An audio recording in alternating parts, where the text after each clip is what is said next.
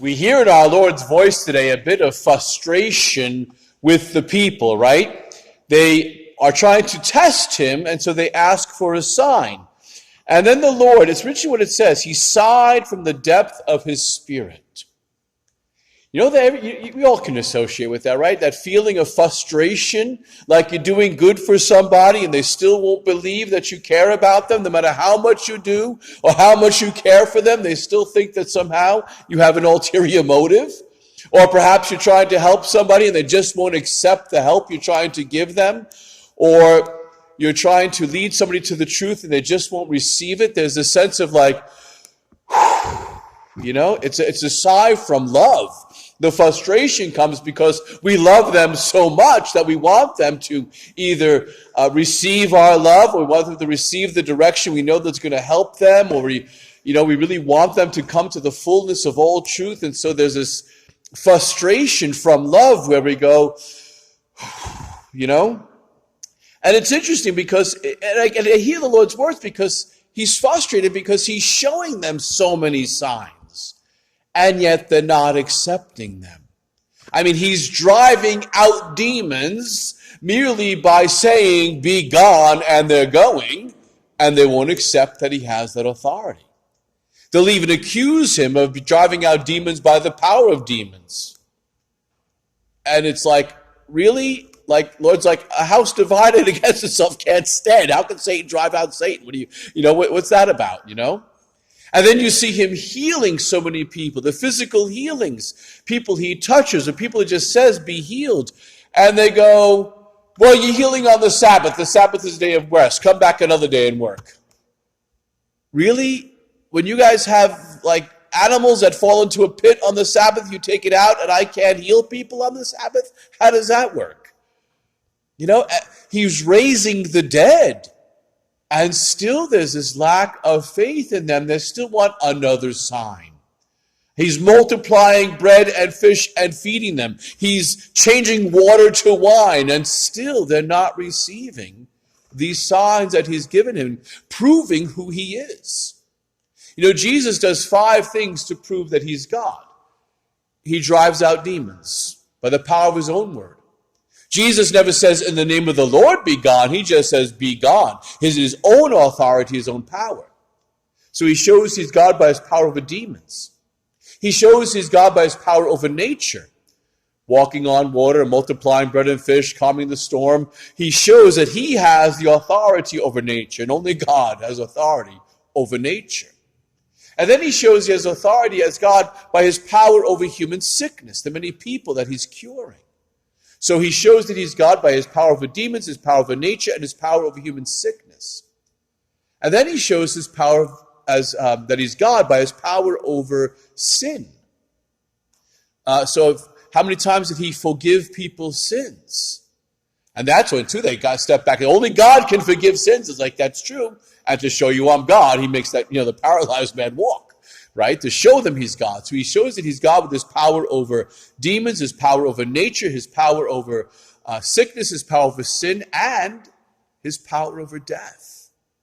We know 3 people that he rose from the dead, particular stories of the little girl, the young boy who's the widow was leading the funeral procession, the widow of Nain, and he raises the young boy, and then his friend Lazarus. So he shows that he is God by these 5 different ways, or 5 different signs. Power over demons, power over nature, power over sickness, power over sin, and power over death. Only God has authority over those 5 things. And here he shows that he's God. So we see his frustration when they say, show us a sign. And he's like, yeah, I think I've showed you quite a bit. And another time they'll ask this again. They'll say, no sign will be given you except the sign of Jonah. Just as Jonah was in the belly of a whale for 3 days and 3 nights, so the Son of Man will be in the belly of the earth. In other words, it's my resurrection that's going to pull you all over. And it will. Many people will convert after the resurrection. But I think for ourselves too, we can be like this. We always want signs from God, showing that, tell us that you're present, Lord, tell us that you're through this. And he will do some signs for us. But a lot of times God likes to work in the ordinary. He just wants us to trust that he's there. He wants us to build that relationship with him to such a degree we just know that he's there. He's got it. He's got it taken care of. That childlike trust that the Lord asks of us. Knowing that in the waters of baptism we became children of God. And as children, we have to trust that our Father's in control of everything. I mean, think about it. You were parents, Did your children ever come up to you when they were little and say, have you paid the bills this week? We'll have food for the next week? Right? Are we going to get thrown out of our... did you pay the mortgage, Dad? Mom, are you like a kid that worried you put in counseling, right? Like, kid, you got some anxiety issues here. We got to get you into counseling. Relax. We got it. We're your parents. Your job is to just be the kid, have fun, relax, and we got it. And that's what our Heavenly Father tries to tell us all the time. I got it. You're the children. I'm the Father. Now, it's hard for us. We get older and, we want to be the adults. And our Lord's saying it's okay to be an adult in regards to the things you have to take care of in your life. When it comes to things beyond your control, I'm the Father. I'm God. You're not. Some of us never learned that lesson, that he's God and we're not. That beauty of God of just trying to tell us, stop, I got this. And not to go looking for signs. Be at peace. Be at peace. How beautiful it is to try to find God even in the ordinary things of life. How beautifully God shows His extraordinary presence in the ordinary. God created the ordinariness of life. So He doesn't like to suspend all the rules of nature for a great miracle when He's showing Himself every day in such beautiful miracles. That's stopping to look at the beauty of nature and to behold the majesty of God. As the sun is shining through this window, the majesty of God's creation, that sunrise and the beauty of lighting up the world. I mean, amazing. Or finding God in the beauty of a child. Or finding God in the beauty of the sick and the elderly.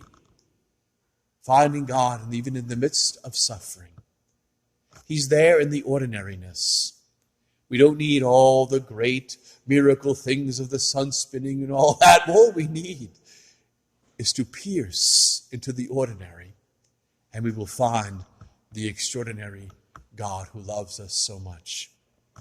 So today, we ask our Lord to just give us that deeper faith, to have that childlike confidence and trust that He's there in all the midst of the craziness of our lives, the difficulties, the struggles, the pains and the hurts and so forth, to have that childlike confidence and say, okay, Lord, you're God, you got this, I trust. I'm not going to get an ulcer worrying about this because I can't control it. You can. It's in your hands.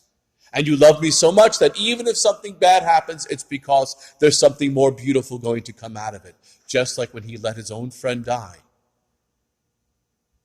Because you need to bring something beautiful out of the resurrection of Lazarus.